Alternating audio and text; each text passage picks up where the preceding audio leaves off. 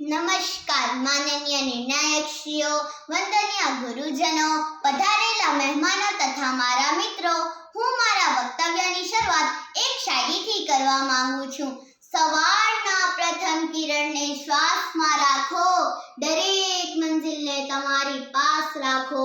જીત થશે ચોક્કસ મારા દોસ્તો, બસ જીવનમાં લક્ષ્યની પ્યાસ રાખો અને મહેનતની સાથે પ્રાસ રાખો. તો મિત્રો, હું પણ મારા લક્ષ્યને મારી આંખોમાં સજાવી તમારી સમક્ષ આવી છું. તો कर्म अच्छे करो तो किस्मत तेरी दासी है, कर्म अच्छे करो तो किस्मत तेरी दासी है. करो पुस्तक से दोस्ती तो घर में मथुरा काशी है, करो पुस्तक से दोस्ती तो घर में मथुरा काशी है. हाँ મિત્રો, મારી આ શાયરી સાંભળતા તમે સૌ સમજી જ ગયા હશો કે આજના મારા વક્તવ્યનો વિષય છે મારું પ્રિય પુસ્તક. મિત્રો, મને પુસ્તકો વાંચવા ખૂબ જ ગમે છે. આજ સુધી મેં ઘણા પુસ્તકો વાંચ્યા છે, જેમાંથી મને ગમતું પુસ્તકનું નામ છે વાર્તાનો વડલો ભાગ 1. તેના લેખક છે શ્રી ગીજુભાઈ ભદેકા. સૌપ્રથમ હું ગીજુભાઈ ભદેકાનો ટૂંકમાં પરિચય આપીશ. તેમનો જન્મ અમરેલી જિલ્લાના ચિત્તડ ગામમાં થયો હતો. તેઓ માનતા હતા કે બાળ વાર્તાઓથી શિક્ષણને અસરકારક બનાવી શકાય, તેથી તેમણે ઘણી બધી વાર્તાઓ લખી છે. તેઓ માના સ્તર સુધી પહોંચ્યા છે, તેથી તેમને મુછાળી માં તરીકે પણ ઓળખવામાં આવે છે. ગીજુભાઈનો જેટલો પરિચય આપો એટલો ઓછો છે, કારણ કે તેમની બાળ વાર્તાઓએ બાળકને ગુજરાતી ભાષાની સુંદરતા સમજાવી છે.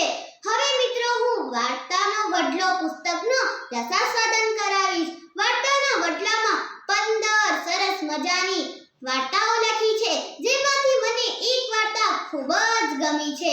તેનું નામ છે મદદની સીડી. તેનું હું ટૂંકમાં વર્ણન કરીશ. ચોમાસાની ઋતુ હતી. હળવો વરસાદ વરસી રહ્યો હતો. એવામાં એક કીડી અને તેનું બચ્ચું પુલ પરથી પસાર થઈ રહ્યા હતા. સામેથી એક મહાકાય હાથી આવતું જોઈને કીડીનું બચ્ચું તો ગભરાઈ ગયું અને કહેવા લાગ્યું, મમ્મી, આ હાથીભાઈ આપણા પર પડી જશે, આપણા તો રામ રમી જશે. કીડીબેન કહે, હાથીભાઈ જરા જોઈને ચાલજો, અમને કચડી ના નાખતા. હાથીભાઈ કહે, ચિંતા ન કરો, કાંઈ વાંધો નહીં. એવું કહી હાથીભાઈ તો આગળ નીકળી ગયા. કીડીનું બચ્ચું તો ખૂબ ખુશ થઈ ગયું અને કહેવા લાગ્યું, હાથીભાઈ, તમે અમને જીવનદાન આપ્યું છે, અમારા લાયક કંઈ કામ પડે તો અમને કહેજો. હાથીભાઈ તો મનમાં હસવા લાગ્યા. આટલી નાની અમથી કીડી વળી મને શું કામ આવવાની? એક દિવસ હાથીભાઈના કાનમાં કાચિંડો ઘૂસી ગયો અને ચટકા ભરવા લાગ્યો. તેથી હાથીભાઈ તો બેભાન થઈને રસ્તા વચ્ચે પડી ગયા.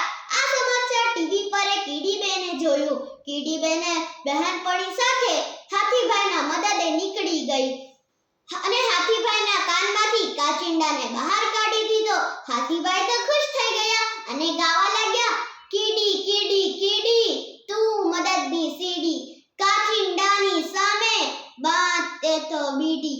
હા મિત્રો, આ વાર્તા પરથી મને શીખવા મળે છે કે આપણે અભિમાન કરવું જોઈએ નહીં.